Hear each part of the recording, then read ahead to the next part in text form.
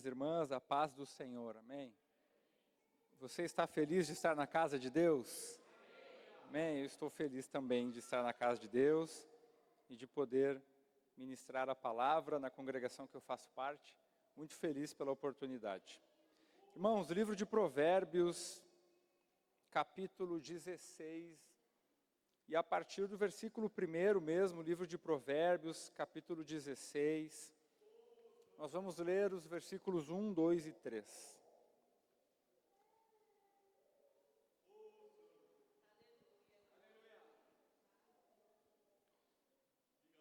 Livro de Provérbios, capítulo 16, e a partir do versículo 1, aos que encontraram, digam amém. Nos diz assim a palavra de Deus: do homem são as preparações ou as disposições do coração, mas do Senhor a resposta da língua. Todos os caminhos do homem são puros aos seus olhos, mas o Senhor pesa o espírito. Confia ao Senhor as tuas obras, e os teus pensamentos serão estabelecidos. Amém. Tome o teu assento, por favor. E você tem toda a liberdade de adorar e bendizer ao nome do Senhor Jesus. Amém?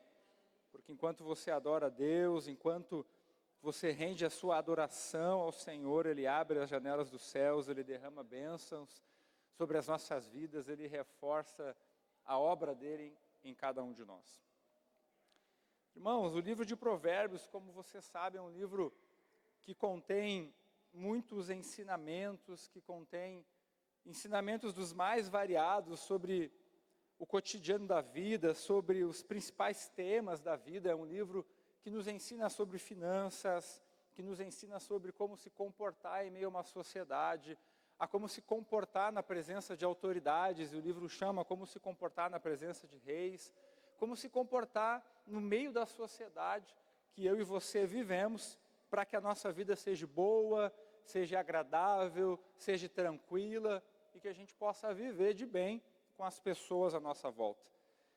É interessante que a palavra provérbios, e aí não somente relacionada a esse livro, mas a palavra por si só, provérbios, ela traz um significado de frases curtas, geralmente de origem popular, com o intuito, com o objetivo de resumir uma regra moral ou uma regra social, como uma frase muito simples e até engraçada que nós usamos, por exemplo: Deus ajuda quem cedo madruga, pastor. Deus ajuda quem cedo madruga. E aí você vai me perguntar, essa frase, ela é uma frase bíblica? Não, mas ela é uma frase ou um provérbio comumente utilizado na sociedade brasileira, por exemplo. Todos os países e todas as suas culturas, todas as nações, elas têm os seus provérbios, os seus ensinamentos, a sua sabedoria em frases que nos levam a pensar, a refletir, como os famosos provérbios chineses, por exemplo. E esse é o significado da palavra provérbio. E assim como todos os países, como o Brasil, como a China, como qualquer outro país, Israel também tinha e também tem os seus provérbios.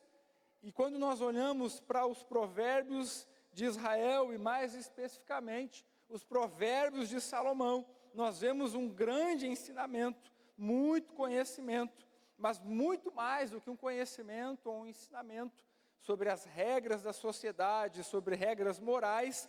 Salomão, ele vai além e ele ensina o princípio de toda a sabedoria, o princípio de todo o conhecimento. E esse princípio está no capítulo 1, versículo 7, que é: o princípio da sabedoria é o temor do Senhor. Salomão, ele nos ensina que a base do conhecimento, que a base de toda a sabedoria, até mesmo a sabedoria que ele adquiriu, é o temor a Deus, é temer ao nosso Senhor, é respeitá-lo, é amá-lo, é se relacionar com o Criador, com o nosso Senhor. O livro de Provérbios, ele traz diversos ensinamentos, e nos capítulos, irmãos, anteriores ao capítulo 16, que nós lemos, como por exemplo, dos capítulos 10 a 15, o escritor, ele demonstra como o homem deve se relacionar com o seu próximo, como ele deve viver em sociedade. E aqui eu trouxe um versículo de cada capítulo, simplesmente para esboçar o que eu quero dizer a você nessa noite. E começando por Provérbios capítulo 10, versículo 4, nos diz assim: o que trabalha com mão displicente empobrece, mas a mão dos diligentes enriquece. E o conselho ou o conhecimento aqui seja trabalhador. Por exemplo, Provérbios 11 e 2, em vindo a soberba, virá também a afronta, mas com os humildes está a sabedoria. E aqui o ensinamento seja humilde. Por exemplo, Provérbios 12 e 1, o que ama a instrução, ama o conhecimento, mas o que odeia a repreensão é estúpido, na minha tradução. E aqui o ensinamento seja ensinável. Provérbios 13 e 3, o que guarda a sua boca, conserva a sua alma, mas o que abre muito os seus lábios se destrói. Cuide da sua língua. Muito parecido ou semelhante com o ensino que o nosso pastor tem trago aqui para a igreja. Cuide da sua língua, cuide daquilo que você fala. A sua língua, por mais que seja um órgão pequeno, ela tem o poder de exaltar a sua vida ou derrubar a sua vida. Provérbios 14, 7, desvia-te do homem insensato, porque nele não acharás lábios de conhecimento. E aqui o ensinamento cuide das suas amizades. E por fim, Provérbios 15 e 3, os olhos do Senhor estão em todo lugar, contemplando os maus e os bons. Ou seja, tenha caráter quando ninguém está vendo, porque Deus sempre está vendo, até mesmo o nosso secreto, o nosso particular. Então Provérbios, ele traz uma série de ensinamentos sobre o que fazer, sobre o que não fazer, sobre como você deve se comportar, seja aqui na igreja com os seus irmãos, ou seja na sociedade, no seu dia a dia, nos lugares que você frequenta. Se esses capítulos anteriores tratam sobre o relacionamento com as pessoas, o relacionamento interpessoal, o capítulo de número 16, irmãos, que nós lemos os 3 primeiros versículos, ele relata sobre o relacionamento do homem com Deus. E quando você lê o capítulo de número 16, você percebe tanto como é a vida do homem com Deus, como também e será a vida do homem e da mulher que anda sem Deus. Por exemplo, o capítulo 16, ele nos dá essa noção, e ele nos mostra que um homem, um ser humano sem Deus, ele está sujeito a ser enganado, por exemplo. Provérbios 16 e 11, a parte A nos diz: o peso e a balança justos são do Senhor. Ou seja, se o peso e a balança justo é do Senhor, automaticamente eu entendo que o peso e a balança injusta é do homem. Ou seja, esse versículo nos dá um entendimento, é uma simbologia, que se você, por exemplo, e trazendo para os dias de hoje, vai num lugar, num mercado, num açougue de um homem que não teme a Deus, de um homem que não é correto, você vai lá colocar 1 quilo de patinho, mas lá vai dizer 1,4 kg, e você vai pagar por 1,4 kg, e está levando 1 quilo. Por quê? Porque você está exposto a uma sociedade que vai ter pessoas mal intencionadas, vai ter homens e mulheres maus, ruins, que querem tirar proveito em cima de você. Todo aquele que não teme a Deus, ele está sujeito a uma vida de injustiça, a uma vida de engano. É claro que todo ser humano está assim, é óbvio, até mesmo eu e você. Mas a Bíblia aqui também nos ensina e enfatiza que aquele que vive sem Deus, ele está sujeito a uma vida de injustiça, porque a justiça está na mão do Senhor. Seguindo, aquele que é orgulhoso, que é presunçoso, que é altivo, obviamente que não teme a Deus, ele é detestado, ele é abominado pelo Senhor. Provérbios 16 e 5, abominação é ao Senhor todo o altivo de coração, não ficará impune mesmo de mãos postas. Ou seja, mesmo que ele suplique, se ele não se arrepender do seu orgulho, da sua soberba, da sua altivez, aquele sentimento, de se achar superior às outras pessoas, ele é abominado pelo Senhor. E a palavra abominação, ela também tem um significado de detestar, ou seja, o orgulhoso é detestado pelo Senhor.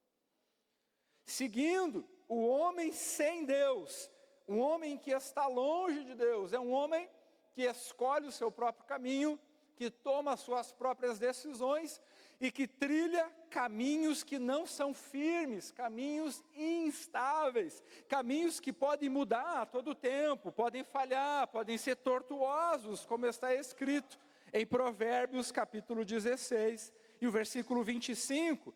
Há um caminho que parece direito ao homem, mas o seu fim são os caminhos da morte. Ou seja, eu trago aqui a você, meu querido irmão e minha querida irmã, alguns exemplos de que aquele homem ou mulher que vive sem Deus vai passar por isso, vai viver uma vida dessa forma, vai ter consequências e resultados não dos melhores, porque ele decidiu viver sem Deus.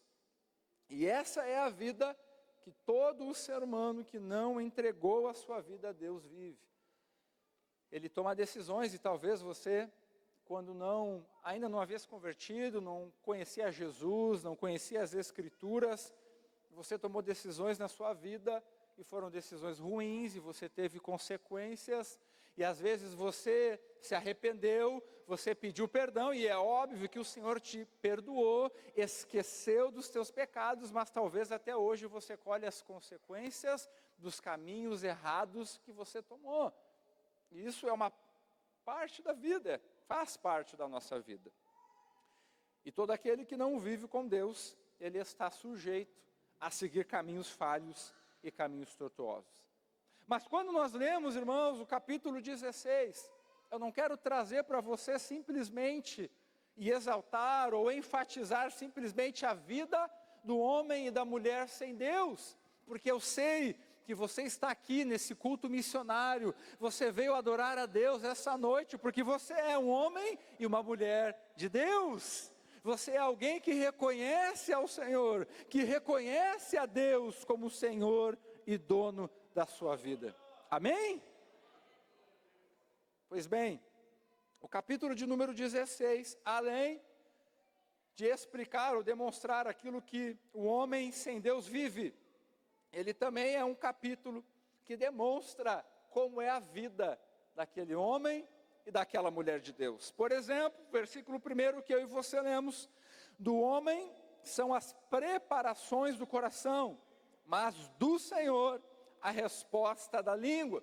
Salomão começa esse capítulo demonstrando a sabedoria e a soberania de Deus. Ele está dizendo, o ser humano, o homem normal e natural, ele pensa, ele planeja, ele tem planos, eu vou por esse caminho, eu vou fazer dessa forma, se for bom eu compro, se for ruim eu vendo. Ele planeja, e não tem nada de ruim nisso, porque o homem, ser humano, pelo menos aquele que tem um certo conhecimento, inteligência, ele planeja antes de executar. Mas Salomão está dizendo, o homem planeja, o homem tem sonhos, o homem, ele pode pensar como fazer, mas sempre a última palavra vem de Deus. Ele está dizendo que a palavra final é de Deus, ou seja, você pode planejar, você pode pensar, você pode arquitetar, mas Salomão está te dizendo, sempre coloque aos pés do Senhor. Por quê? Porque assim a última palavra será dele sobre a sua vida, e se você teme a ele, sempre será uma palavra para te abençoar, para te proteger, para te dar o crescimento. Glória ao nome de Jesus. Se você acredita nessa palavra, levante as suas mãos aos céus e comece a adorar a Deus. A última palavra do Senhor, e Salomão nos ensina que aquele que está debaixo da vontade ou da mão de Deus, tem a palavra do Senhor como última, como resolução.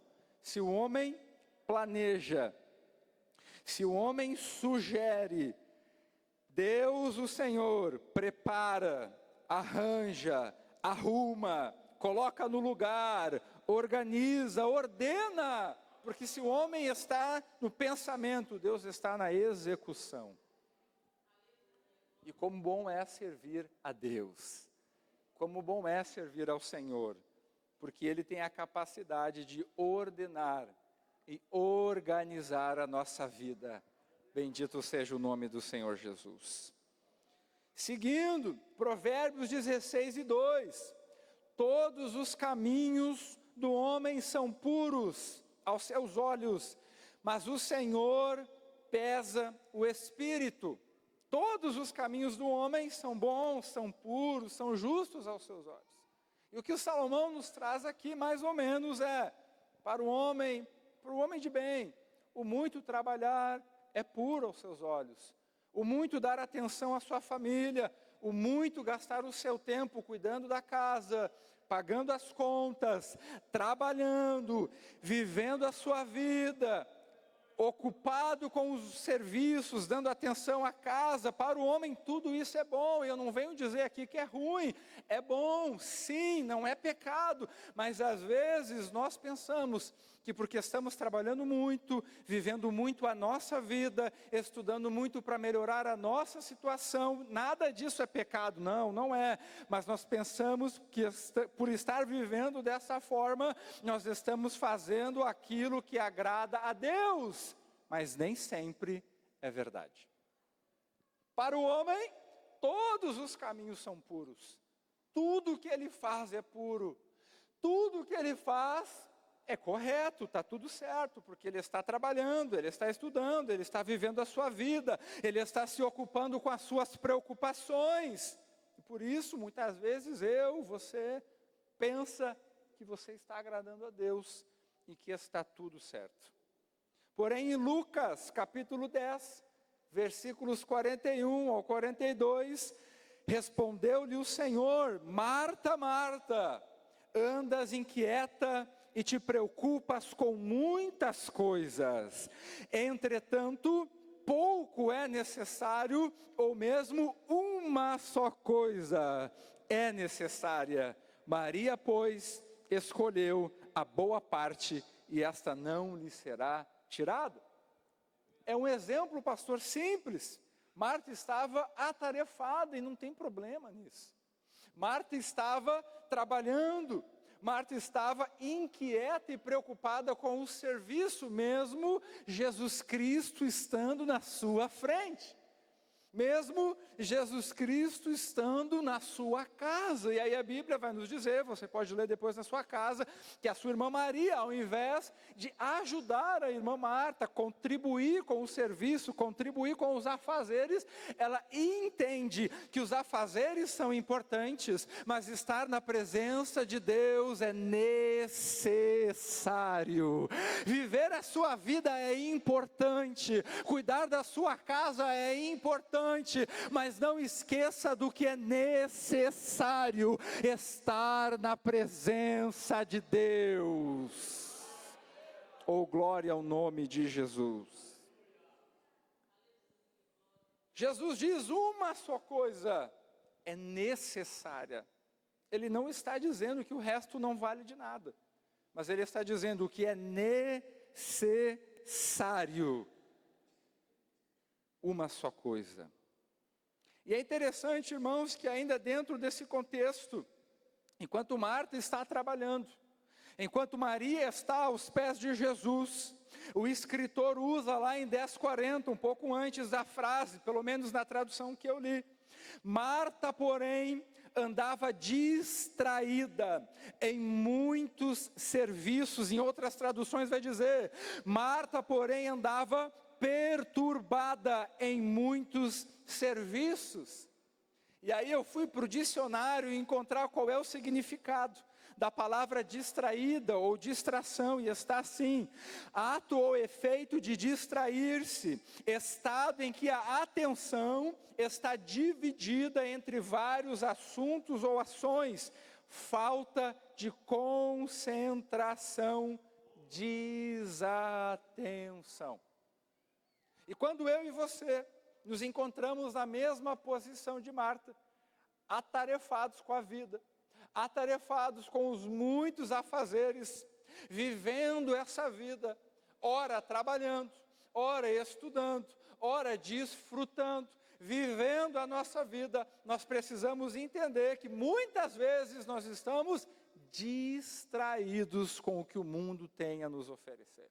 Nós estamos distraídos com o que o mundo nos exige, nós estamos perturbados com o que a vida tem nos imposto, e quando nós estamos distraídos, a nossa atenção está dividida entre muitos assuntos, e quando a nossa atenção está dividida em muitos assuntos, falta concentração naquilo que é necessário, um relacionamento com Deus.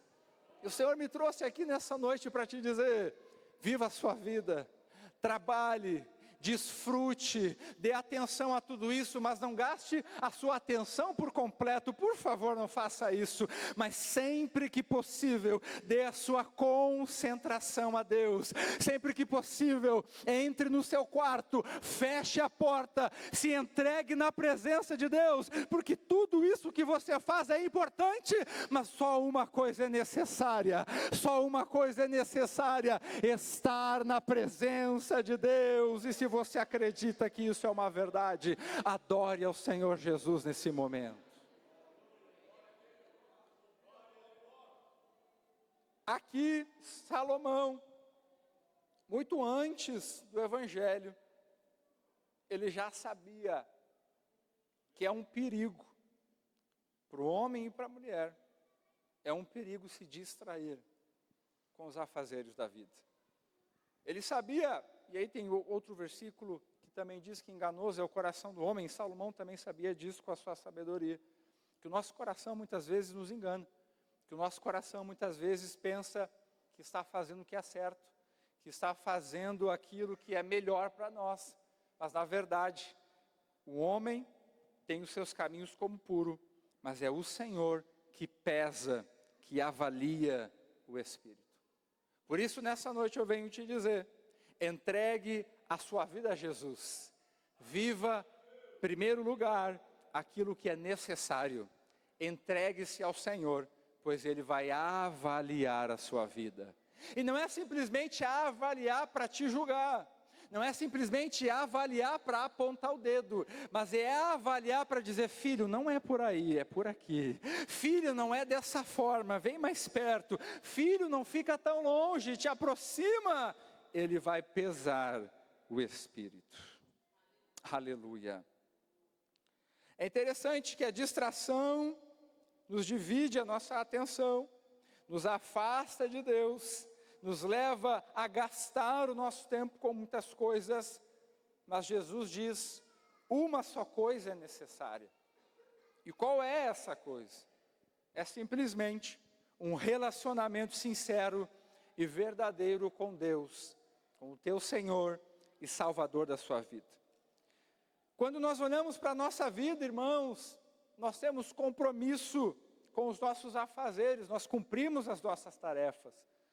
Nós temos um compromisso com o nosso relacionamento comercial. Você acorda cedo, você bate o seu ponto, você faz aquilo que o chefe manda, porque você tem um compromisso comercial, profissional. Você tem, eu espero que você tenha um compromisso com o seu relacionamento conjugal. Você tem um compromisso com a sua esposa, um compromisso com o seu esposo. Você busca cumprir aquilo que você acordou com ele ou com ela lá no altar. Você tem, eu sei que você tem compromisso com muitas coisas, porém, não é bom que você tenha compromisso com os afazeres, compromisso com o trabalho, compromisso com o seu esposo ou esposa, mas por favor, não tenha falta de compromisso com o seu relacionamento divino. Porque quando eu e você temos falta ou pecamos, temos uma falta de compromisso com o nosso relacionamento com Deus, nós podemos ter compromisso com todas as outras coisas, nós podemos ser ativos na igreja, nós podemos fazer parte de um departamento, mas será muito perigoso e prejudicial à nossa vida, porque se eu e você cairmos numa rotina de ativismo, de somente atividades, corre o risco de você ser um empregado da religião, ao invés de você ser um filho de Deus. É importante que você não deixe de servir a igreja, porque você só é igreja quando está fazendo parte do corpo, e você faz parte do corpo quando você se movimenta, quando você age, quando você ajuda, quando você contribui, quando você ora pela missão, contribui pela missão, faz a missão, mas não deixe isso, ou melhor, não faça só isso e deixe o principal, o necessário, que é o seu relacionamento com Deus. Porque antes da sua atividade, antes da sua função, antes do seu chamado, está a sua relação com Deus. Antes daquilo que você faz, está aquilo que você é, um filho e uma filha de Deus. E então nós chegamos no versículo de número 3, nós entendemos que isso é um problema, nós entendemos que o homem sem Deus é um homem problemático, nós entendemos que a nossa vida não pode faltar o compromisso com Deus, mas aí você olha, isso é um problema? Sim, mas como resolvê-lo? E aí nós chegamos no versículo de número 3, Provérbios 16:3 nos diz: confia ao Senhor as tuas obras, e teus pensamentos serão estabelecidos. Salomão escreve: confia ao Senhor as tuas obras e os teus pensamentos. Olha que interessante, você confia as ações, as obras, e os teus pensamentos, que vem muito antes, serão estabelecidos. E primeiro, como confiar em alguém que você não se relaciona? Como confiar em alguém? Como você vai dar a chave do seu carro, da sua casa? Como você vai abrir as portas da sua casa para alguém que você não se relaciona? Para alguém que você não conhece? Para alguém que você não passa tempo? Você deita a sua cabeça no travesseiro ao lado do seu esposo, da sua esposa, você confia as suas finanças, você confia a sua casa, o seu carro, porque agora não é mais seu, é dela, é seu, é dela, é tudo de vocês, porque primeiro vocês se conheceram, vocês namoraram, vocês noivaram, vocês casaram, vocês têm uma intimidade, vocês têm um relacionamento que você não tem com outra pessoa, por isso você tem facilidade de confiar as suas finanças, a sua vida, o seu tempo, os seus segredos ao seu cônjuge. Aí Salomão vai dizer: confia ao Senhor as tuas obras. E eu te pergunto e me pergunto, como confiar a sua vida, as suas ações a alguém que você não se relaciona?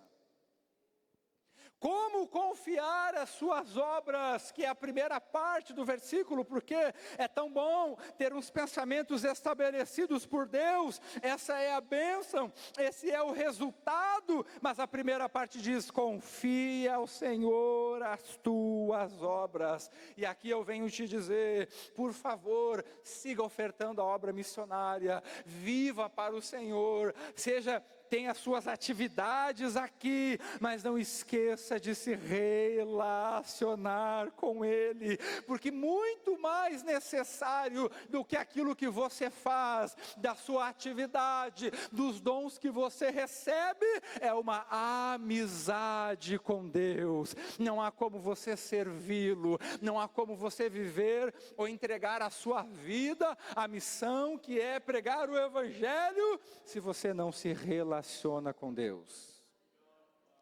Não adianta eu e você virmos à igreja, não adianta eu e você fazermos parte desse prédio, deste templo, dessa instituição, se eu e você não nos relacionarmos com Deus, porque somente com um relacionamento, somente conhecendo, passando tempo com o dono da igreja espiritual, é que você vai poder olhar aos céus e dizer: Senhor, eu confio a minha vida a Ti, eu confio as minhas obras, eu confio tudo que eu tenho, eu confio tudo que eu sou, eu confio a minha conta bancária, eu confio a tudo, todas as minhas obras a Ti, Senhor.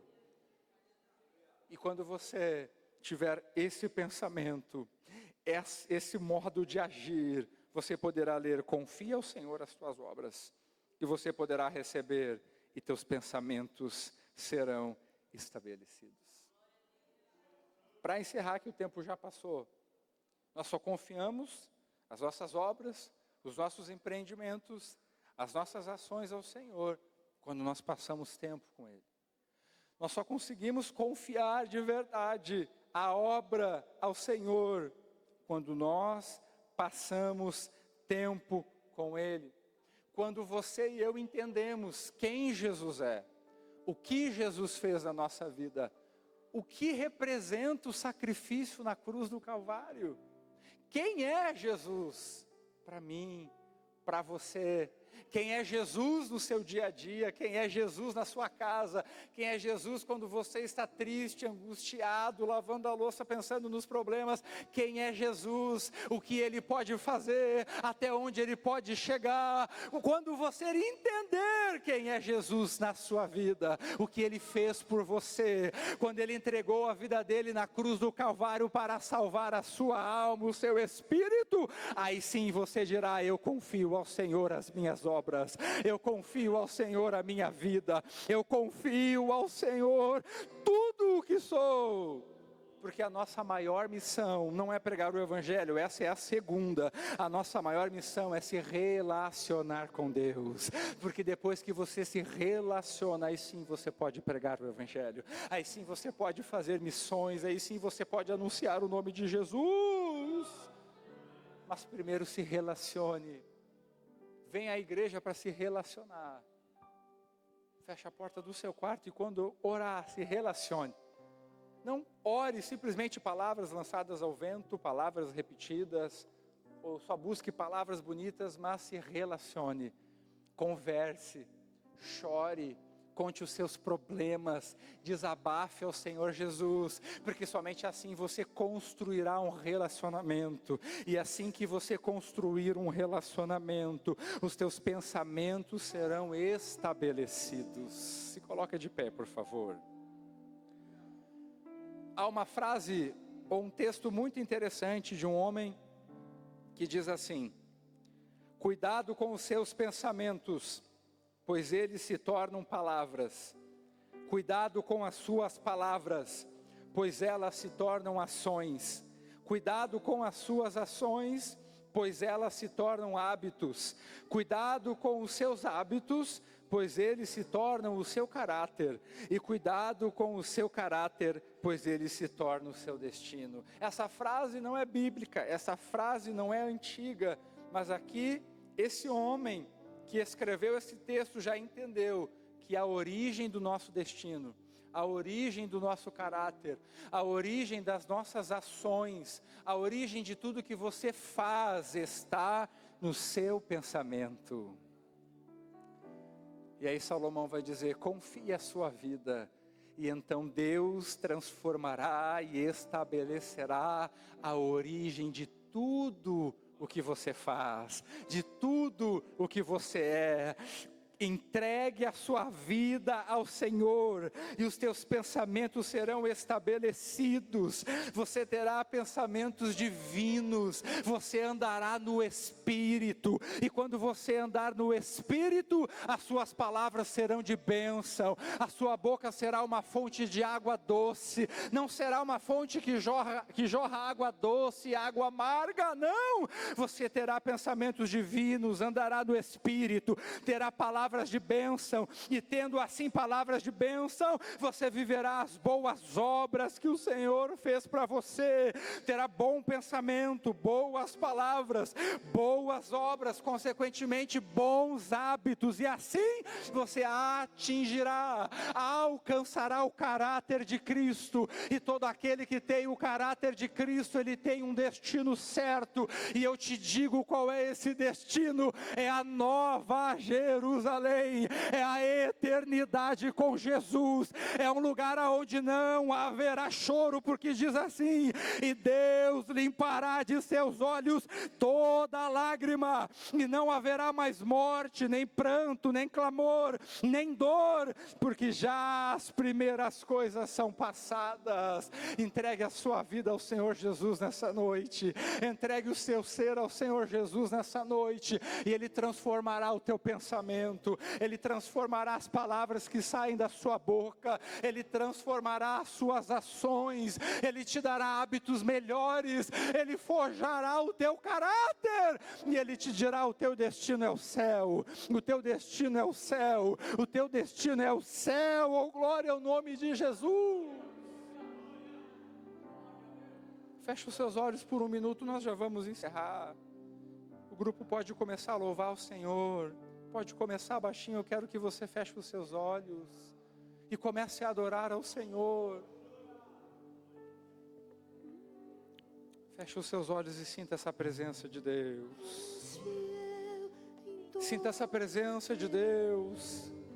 Sinta o Espírito Santo de Deus te relembrando o que você ouviu, o que você escutou essa noite, porque o Espírito Santo de Deus é aquele que nos relembra da palavra, nos relembra do sacrifício de Jesus, nos relembra daquilo que nós precisamos fazer, daquilo que nós precisamos falar, da maneira que nós precisamos nos portar, e o Espírito Santo de Deus está aqui nessa noite para te fortalecer, para te capacitar, para te dar força, para confiar as tuas obras ao Senhor.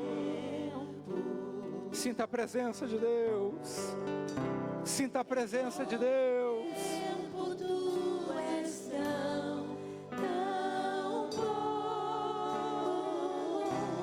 com todo o fôlego que tenho, eu cantarei a bondade. Nós vamos orar. Eu quero que, se você quer receber uma oração especial, se você quer fazer ou refazer a sua aliança com Deus, passe ao altar. Se você quer dizer ao Senhor: Senhor, eu quero reforçar o meu relacionamento, ou ainda eu quero começar um relacionamento, eu quero começar do zero, Senhor, eu quero me relacionar, venha ao altar, traga essa pessoa e nós vamos orar. Traga essa pessoa, se ela precisa recomeçar, ou se ela quer mais de Deus, se ela quer se relacionar com o Senhor, venha ao altar e nós vamos orar. Pode voltar a louvar o Senhor.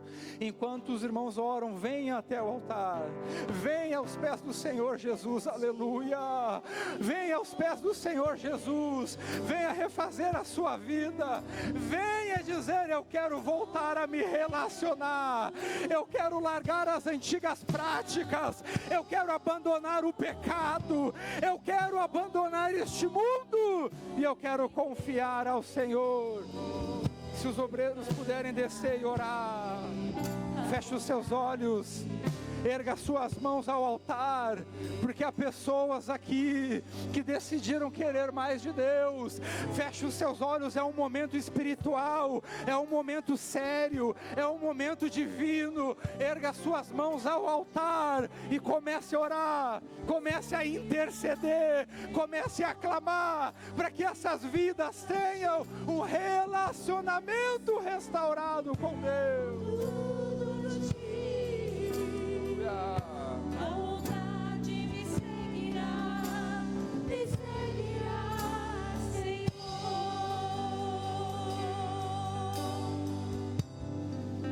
Pai, nós vemos na Tua presença, Senhor, e nós entregamos as nossas vidas e este culto a Ti, Pai.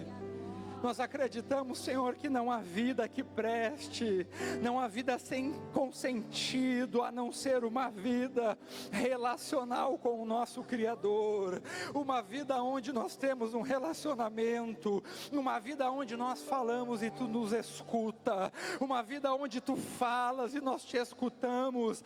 Por isso essa noite, Senhor, eu te digo, nós te dizemos, como uma só igreja, nos ajuda a se relacionar contigo, nos ajuda a entregar as nossas vidas a ti, nos ajuda a voltar ao primeiro amor. Nos ajuda a se entregar, Pai, a se entregar aos teus pés, a te adorar com toda a nossa vida, com todo o nosso coração, com toda a nossa mente, com todas as nossas finanças, com toda a nossa vida, Senhor, porque não há vida que preste, não há vida que vale a pena viver, a não ser uma vida na tua presença.